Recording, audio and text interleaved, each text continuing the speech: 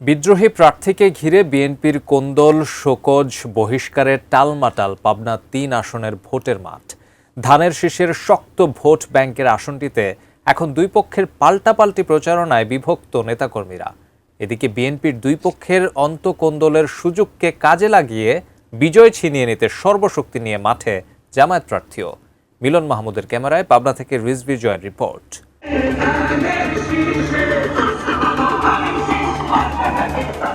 উত্তরের শস্য ও মৎস্য ভাণ্ডার হিসেবে পরিচিত চলনবিলের চাটমোহর, ভাঙ্গুড়া এবং ফরিদপুর উপজেলা নিয়ে গঠিত পাবনা ৩ আসন। স্বাধীনতার পর থেকেই এই জনপদে সংসদ সদস্য নির্বাচনের লড়াই হয়েছে সেয়ানে সেয়ানে। বিগত নির্বাচনগুলোতে এখানে বিএনপি ও আওয়ামী লীগের হাড্ডাহাড্ডি লড়াই দেখা গেলেও এবারের প্রেক্ষাপট কিছুটা ভিন্ন। আওয়ামী লীগ বিহীন ত্রয়োদশ সংসদ নির্বাচনে বিএনপির গলার কাঁটা হয়ে দাঁড়িয়েছে দলের অভ্যন্তরীণ কোন্দল। আসনটিতে একাধিক হেভিওয়েট প্রার্থী থাকলেও কেন্দ্রীয়ভাবে ধানের শীষ তুলে দেওয়া হয়েছে কৃষক দল সভাপতি হাসান জাফির তুহিনের হাতে। কিন্তু তাকে বহিরাগত আখ্যা দিয়ে শুরু থেকেই আন্দোলনে নামে স্থানীয় একটি পক্ষ। শেষ পর্যন্ত পরিবর্তন না হওয়ায় বিদ্রোহী প্রার্থী হিসেবে ঘোড়া মার্কা নিয়ে মাঠে নেমেছে সাবেক এমপি ও উপজেলা বিএনপির সাবেক সভাপতি KM আনোয়ারুল ইসলাম। স্থানীয়ইজমকে পুঁজি করে দল থেকে বহিষ্কৃত হয়েও আনোয়ারের পক্ষে শক্ত অবস্থানে চাটমোহরের সাবেক উপজেলা চেয়ারম্যান হাসাদুল ইসলাম হীরাসহ বড় একটি অংশ। এতেই বিভক্ত হয়ে পড়েছে ধানের শীষের শক্ত ভোট ব্যাংক। 32 ইঞ্চি জেভিকো টিভি এখন মাত্র 15,000 টাকায়, সাথে পাচ্ছেন 3 বছরের প্যানেল ওয়ারেন্টি। দলের ওই ভুল সিদ্ধান্তটাকে মেনে নিতে পারেনি, কারণ আনোয়ার সাহেব, হীরা সাহেব দীর্ঘদিন ধরে এই এলাকার মানুষের সাথে মিশে আছে। এই এলাকার মানুষ কি চায় তারা সেইটা বোঝে। হুমকি ধামকি দিচ্ছে, আমরা এই হুমকি ধামকি খেয়েই 17 বছর রাজপথে ছিলাম, তাই হুমকি ধামকিতে আমরা ভয় পাই না। আমাদের এখানে যে বিদ্রোহী প্রার্থী আছে, এটা আমরা যারা ধানের শীষের নির্বাচন আমরা ওটা মনে করতেছি না, ওটা ভারতের আগেই তারা মাঠ থেকে সরে দাঁড়াবে।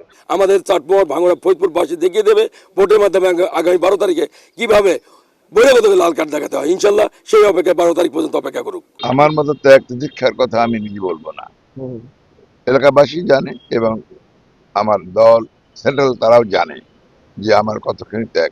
আমাকে না দিয়েও যদি ফরিদপুর, ভাঙ্গুড়ার যে কোনো একজনকে দিত তাও আমি মেনে নিতাম দলের, যে আমার এলাকার সন্তানকে দিয়েছে, তা তারা করে নাই।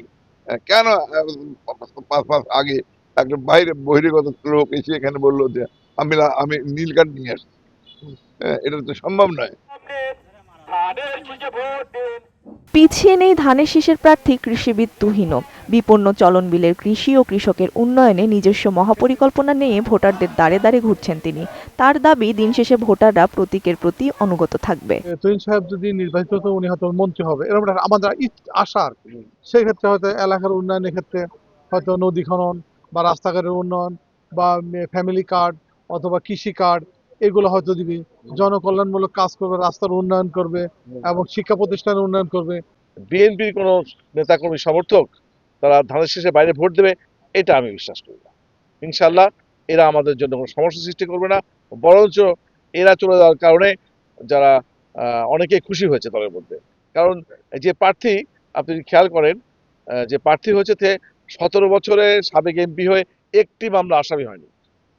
অথচ এখানে দলে একটা তৃণমূল নেতাগুলো 3টে 4টে 5টা কেস আসামি হয়েছে, তার ঘরে ঘুমাতে পারেনি। বিএনপির এই অস্থিরতার মাঝেই অনেকটা নির্ভর প্রচারণা চালাচ্ছেন জামায়াত মনোনীত প্রার্থী আলী আসগার। অতীতে এই আসন জামায়াতের অবস্থান খুব একটা শক্তি না হলেও এবার দুই ভাগে বিভক্ত বিএনপির কোন্দলকে কাজে লাগিয়ে দাঁড়িপাল্লায় চমক দেখাতে চায় তারা। নিজেদের দলকেই যারা সামলাতে পারে না, নিজেদের দলের মধ্যে মারামারি করে 257 জনকে তারা হত্যা করেছে, অতএব সেই দলকে তো মানুষ অলরেডি লাল কার্ড দেখিয়ে দিয়েছে জনগণ। ভোটারদের মতে এই আসনে মোট প্রার্থী 8 জন হলেও আসল লড়াই হবে ধানের শীষ আর ঘোড়া মার্কার বিদ্রোহী প্রার্থীর মধ্যেই।